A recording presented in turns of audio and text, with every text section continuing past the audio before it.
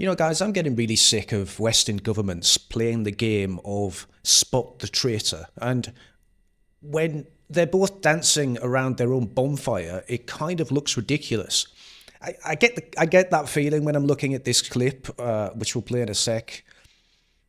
This whole thing that they're doing when they get elected on a clear mandate, and they don't do that. They do the opposite, but they demonize you while doing it, making you feel as though your natural instinct to protect your country and your identity is somehow bad. And then you've got the other side that plays on that and tries to manipulate you into thinking that they're the good guys when in fact they're doing exactly the same thing.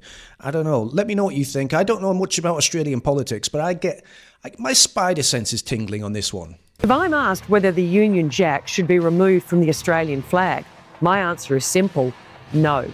I love Australia, I love our flag, and I will always defend it. Unlike Claire O'Neill and the Australian Labor Party. Just watch Claire on Sunrise this morning. Claire, are you up for changing the flag? Nat, I'm super respectful of the question. I'm telling you, as Housing Minister, I don't think a politician should ever say I'm super anything. I'm super respectful. Oh, that is a super nice car. I'm sorry, but clean up your language. spend my time thinking about the national flag. Yes or no on changing the Union Jack? Again, Nat, sorry, it's not something that I've had a moment to think about. Look. You know, I'm tired of these politicians and their non-answers when they're trying to obviously evade the fact that they are thinking something that the public would hate. I would rather you would just treat me with a modicum of respect and tell me the truth instead of lying to my face. It doesn't make you look good. I mean, okay, the soundbite might not be laid there in history for anyone to dig up at a moment's notice, but it doesn't make you look good. People get the ick, and that actually is something that is rooted in the subconscious. So they'll look at you in the future, and even if they don't remember why, you're going to physically disgust them even more than you do. Just a word of warning. Well, if it comes up, it's been in the paper today, you've got a head start, yes or no? Let's not go through it again. Yep, but we can walk and chew gum at once, I guess. Now you know where Labor stands. The coalition will always defend the Australian flag. Nah, I don't like that. It's weirdly polished.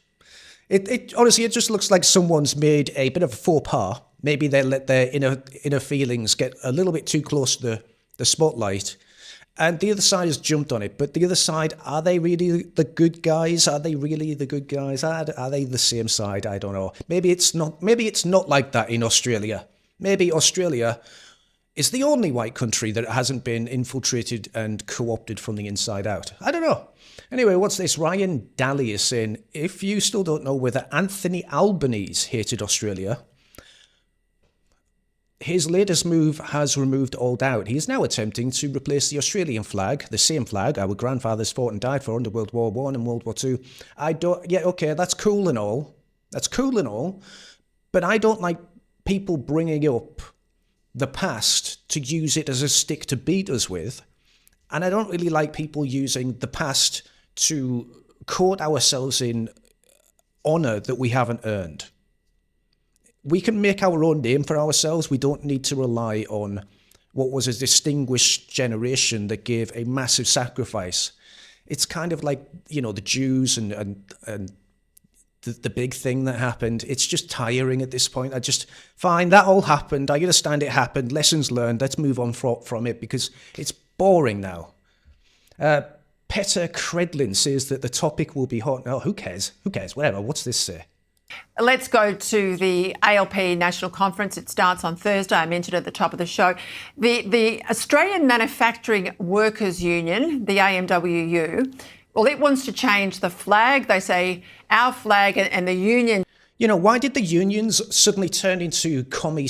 Well, okay, they were always socialist, weren't they? I mean, probably should have seen this coming, really. Unions, socialist unions, with radicals at the heads who work closely with government. With massive voting blocks. We might have to do something about the unions if all they do is progress us towards a socialist shithole landscape.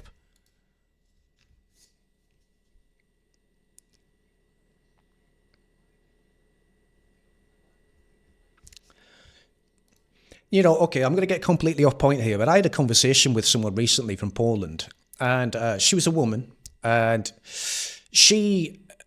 we were talking about immigration and the demographic replacement happening right now in the UK. If you didn't know, we're going to be a minority in the United Kingdom, Great Britain, if we don't do anything about this very, very soon. And reverse it. I don't mean just stop it, the immigration, reverse the immigration. You have to send people back. If we don't do that, we're going to be a minority by 2063. And I was telling her this, and she started laughing. Insensitive, okay, well, did I say something funny? And she thought the thing that was funny was that I was complaining about this when I was a slaver, that I colonized people. Me. Like she was like, yeah, but you engaged in slavery. You colonized people. I was like, a little bit put aback for a second there, because she reminded me of, it was like I went back in a time machine to 1997 and had a talk with someone that the idea of even talking about race or demographics was just scary, and you were locked in, like proper locked in. So anyway, she came out with the same talking points about diversity and all this stuff. But when I mentioned to her that actually I've never owned slaves, that she wasn't bothered about that. When I said that the world itself, during that moment in history, every single country owned slaves. Every country was engaged in slavery or the slave trade in some way. Wasn't bothered about that. Talked about how Britain ended slavery, the only country to do this. Didn't care about that. She is a Catholic, though, so I did say, well, actually, the sins of the father shouldn't be handed down to the son. She was a little bit put aback by that for a few seconds, but then changed the subject. And I just couldn't believe that I was speaking to someone that is in a 99% white country and had those views, until I realised that she went to university in England, and she went to Leeds, and she was surrounded by diversity. And she's working right now with a network surrounded by diversity within the news network. So her lived experience, if you want to use leftist terms, is completely different to what mine is, or what the majority of people is in most white countries now, seeing the demographic replacement happen. And I really do think that there is a truth to what Andy Burnham said, even though I hate the fact, I will never accept that even a single more immigrant, okay? I just send them back. But there is a sliver of truth when it comes to what Andy Burnham was saying, when you need to be exposed to the reality of what's happening. So sending the migrants to the shires, as horrible as that is, maybe that will wake some people up, because if that conversation with that white liberal woman from a 99% white country is anything to go by, not only do they not understand what's happening on a intrinsic reality-based level that's not conceptualized in Marxist ideology or progressive feminism, if you can't understand the actual ground level reality of what's happening and you don't experience that firsthand, they're incapable of sympathizing with you or caring. In fact, I had the feeling that she felt like we deserve it, and that just blew my mind. So the indoctrination that these people go through to get to these points where they're willing to sell out the country, or they're willing to just do the worst things, like the worst traitorous things that you can imagine, I can kind of understand their mindset. They do not see what we see. They do not think the way that we think. Their worldview, they may as well be living in a multiverse, different fucking parallel dimension, because they don't live in our reality. So that's why it's so difficult to talk to these people. They just don't get it until they experience it. And that's sad to fucking say. Anyway, what was I doing here? Australian flag.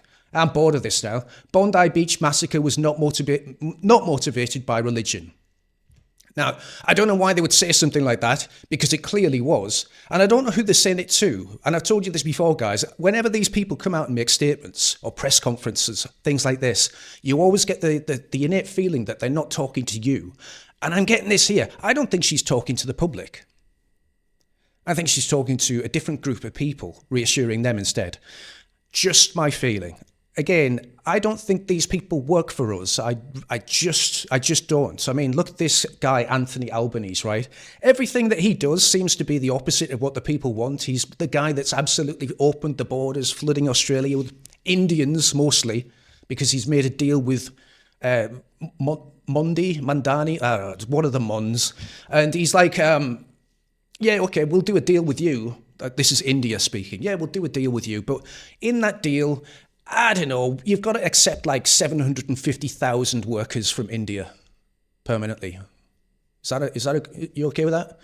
They have like 11 kids each. So just don't worry about it. It's a good deal, all right? And this guy, look at his family background. He was born on March 2nd, 1963, St. Margaret's Hospital in Sydney suburb. He's the son of Carlo Albanese and Marianne Ellery. His mother was Australian, while his father was from Barletta in Italy. He didn't even see his dad until 2009, because I think his mum said that he was dead. Weird. And if his father was on his birth certificate, he wouldn't qualify as Prime Minister. He would be disqualified because he's a foreign man. Isn't that weird? An Italian man, missing from his birth records until 2009. And if he did actually know who his father was the whole time, and it was on a birth certificate, then he wouldn't have qualified as Prime Minister. These weird, shitty links everywhere kind of do my head in as well. There's always someone with some weird, crappy, like mysterious, dark background. Obama's a good example. The guy from nowhere. Literally nowhere. Could be from Africa. Who knows? Could be from America. Who knows? Could be from Hawaii. Probably not. So anyway, right, what else? The government rules out... Oh, yeah, if you're worried about this, it had to go to a vote to Parliament. And then once it was voted through Parliament, it had to go to a public referendum, which it probably would have passed because of the amount of migrants that they're flooding into the country. I'm pretty sure that, joined with the alliance of lunatic leftists and radical feminists, would have probably won the day. But it was voted down in Parliament, thankfully. So they're not going to change the flag for now. Because I don't think this was about the flag, guys. What's this? Oh, yeah. They had some disinformation that came out. Oh, sorry. They called the reporting disinformation and said, well, actually, this is all disinformation because this had to go through Parliament and then it had to go to a referendum, so they weren't technically going to change the flag. Yeah, whatever, shut up. I don't think this was really about changing the flag, not this time. I think this was just sending out the feelers, just to test the waters, to see how agreeable the Australians are to having their identity buried and stolen from them. And the outback, like the backlash was quite intense. So they were like, ooh, they're a little bit spicy, aren't they? They're not quite cooked enough. We need to put them in the oven or boil the water for a little bit longer and then see what happens. Maybe we just need a few more million migrants and mass casualty events. I don't know. Let's see what happens. Maybe they need locked up for another 2 years for COVID 2.0. We'll find out soon, I guess. Again, the feelers have just been sent out and the message was, sorry, Gaffer, we're just not quite ready. Not yet. Keep trying, though. And they fucking will. Dino Bay, time to light the soul. Dino Bay, and we could stay.